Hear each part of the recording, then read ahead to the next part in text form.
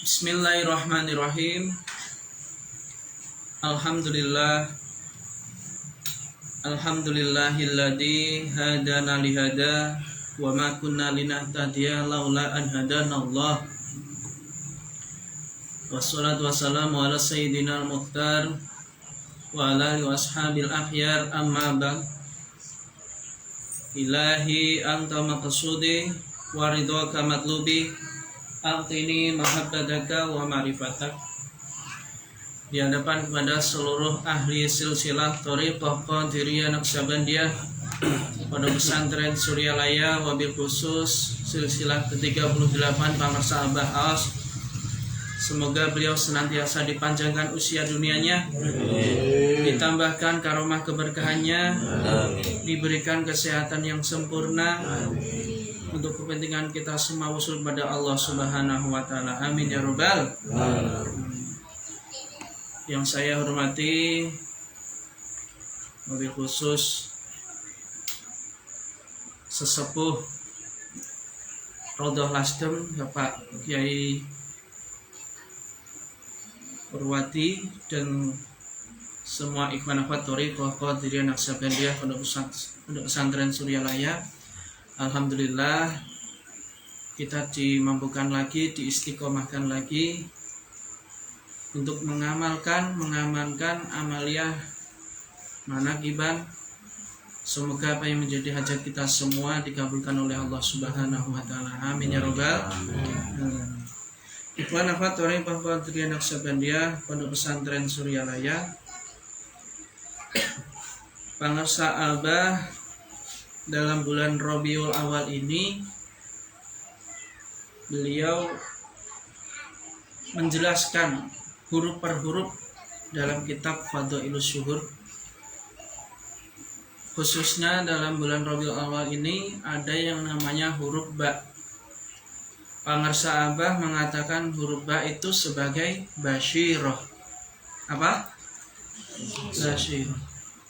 Basyirah itu artinya mata hati.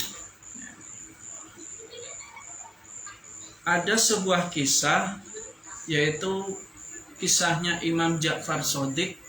Beliau juga termasuk ahli silsilah kita, juga termasuk cucunya Rasulullah SAW. Suatu ketika Imam Ja'far Shadiq itu melakukan tawaf bersama murid-muridnya itu diajak tawaf. Ketika sedang tawaf, muridnya ini tiba-tiba menangis. Murid-muridnya tiba-tiba menangis. Ditanya sama Imam Ja'far Shadiq, "Kenapa kamu menangis?" "Ini Imam, saya melihat Ka'bah. Orang yang sedang tawaf ini merinding. Sekian juta orang tawaf, mereka semua beribadah pada Allah." Kemudian Imam Ja'far mengatakan, "Apa yang kamu lihat berbeda dengan apa yang ada di dalam isi hati mereka." Muridnya tadi langsung bilang pada Imam Ja'far, "Apa kok bedanya apa? Bedanya apa, Imam?" Imam Ja'far tadi kemudian mengatakan, "Coba kemana kesini, dibuka langsung mata hati, basirahnya atau mata batinnya dibuka." Kemudian muridnya tadi itu tidak lagi melihat orang-orang yang tawaf itu berkepala manusia, tapi sekarang ada yang manusia berkepala babi, ada yang berkepala anjing, ada yang berkepala monyet. Jadi sekian juta orang yang tawaf di dekat Ka'bah, ada yang kepalanya babi, ada yang kepalanya anjing, ada yang kepalanya monyet. Akhirnya apa? Muridnya tadi, "Loh, kok kayak gini?" Akhirnya kan sekian lama seperti itu terus, akhirnya sudah saya nggak kuat melihat pemandangan seperti ini, nggak kuat. Akhirnya sama Imam Ja'far dikembalikan lagi penglihatannya. Yang dimaksud basirah atau mata hati itu adalah melihat kebenaran yang sesungguhnya.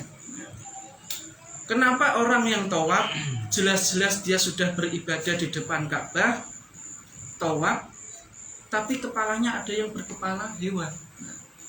Orang yang kepalanya anjing itu dijelaskan. Orang yang kepalanya anjing itu orang yang suka marah. Ono wong sing seneng nesu-nesu. Ono kuwi nang Mekah, jenengan ibadah ning Mekah, ibadah haji atau umrah. Ngono kuwi ape ning nggon penyium Hajar Aswad kan sikut-sikutan. Nesu. Kadang termane kesenggol sithik nesu. Ada di depan Ka'bah. Nah, dalam kesehariannya seperti ini juga kalau dalam sehari-hari misalnya karo bature dhewe karo tanggane. Perkara sepele. Misalnya nopo? Nyeleh duit. Biasanya nyeleh duit kan sensitif kan iki. Nah, nyeleh duit orang yang nyaur-nyaur nesu. Orang-orang yang suka marah seperti ini ketika dilihat dalam pandangan mata batin, orang itu berkepalaan anjing. Makanya aja sering nesu. Wes gawe slow wae, gawe nyantai. Ono masalah selesaikan baik-baik, jangan sambil marah. Kalau marah-marah nanti kepalanya kepalaan anjing. Kemudian ada yang berkepala babi. Wes cetok-cetok ibadah ning Mekah, tawaf. Ono sing sirahe babi. Gawe pakaian ihram dhuwure babi. Orang yang berkepala babi ini adalah orang-orang yang suka mengumbar hawa nafsu. Contohnya nopo? Ono misalnya cek seneng minum-minuman keras, ya. Kisah seneng godani wong wedok. Gamane hal yang condong pada hawa nafsu. Nah, orang itu dalam pandangan Basirah, orang itu berkepala babi.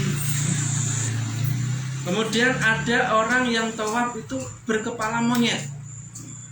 Wong sing sirahe monyet ki mau dalam pandangan Basirah, orang itu adalah orang yang rakus. Wong rakus ki contohnya nopo? Contohnya wis jatahe koncone dijipuk. Nah, kuwi rakus. Tanahe tanggone ngono kuwi mbangun mepet, ya.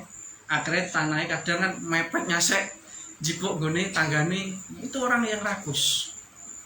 Makanya dalam hal kayak tetangga kadang kan sensitif, kadang kan bab tanah ngono kuwi ya. Nah, tanah ora gelem ngalah, malah cerobot meneh tanggane. Itu dalam pandangan Basirah orang itu berkepala monyet.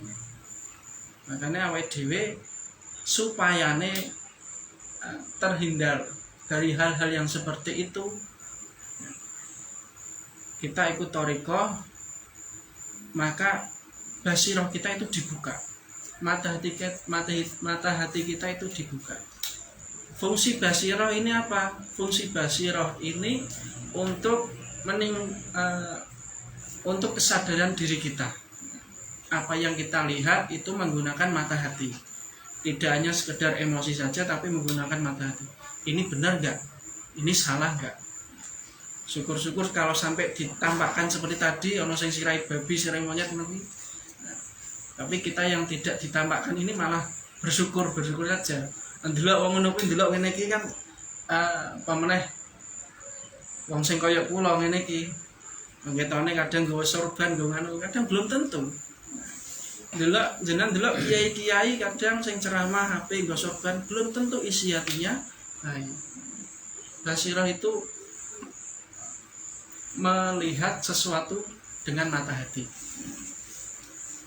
Ya, walaupun secara umum, secara dohir kita juga melihat ya, tampilan seseorang itu juga perlu. Tapi kita jangan menyepelekan orang yang seperti biasa, seperti kita ini, jangan disepelekan. Belum tentu orang yang pakaiannya sederhana, kerjanya tani, belum tentu dia buruk. Malah kadang orang-orang yang seperti ini malah justru orang yang baik, orang yang ikhlas.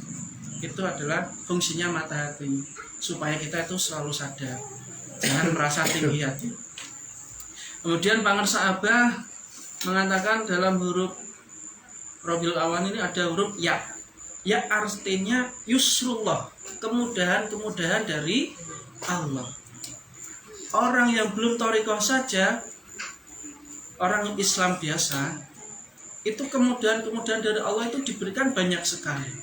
Contohnya, wong sing sholat ora iso ngadeg entuk karo linggih. Ora iso linggih karo turunan. Wong stroke ya, wong di rumah sakit ora iso karo linggih turunan entuk. Turunan wis ora penak, mbah piye carane entuk isyarah ketip-ketip lipat, takbir ketip, rukuk ketip, sujud ketip, dan sebagainya. Itu adalah kemudahan dari Allah. Poso, ora kabeh wong kon poso. Nak wis tuwa wis sepuh ora kudu poso, bayar fidyah. Kemudian zakat, ora kabeh wong kon bayar zakat. Nak ra ndek dhuwit wong miskin ora wajib zakat. Haji, ora kabeh wong wajib munggah haji.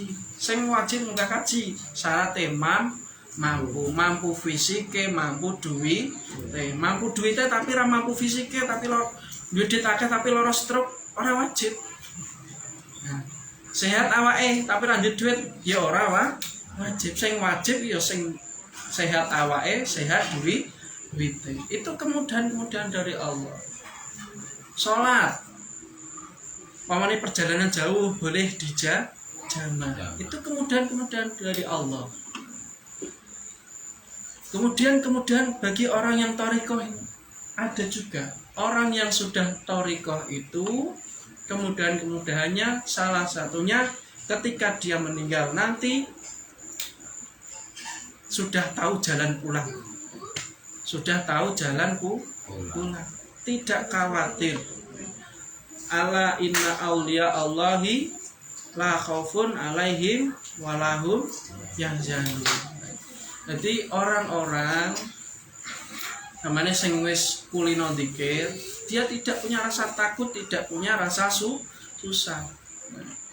Bahkan dia itu malah gembira. Jadi kematian itu bagi orang lain itu menakutkan, sedangkan bagi orang yang thariqah kematian itu adalah hal yang dinantikan. Soalnya apa? Kita sudah tahu jalan pulang dan kita pasti masuk surga.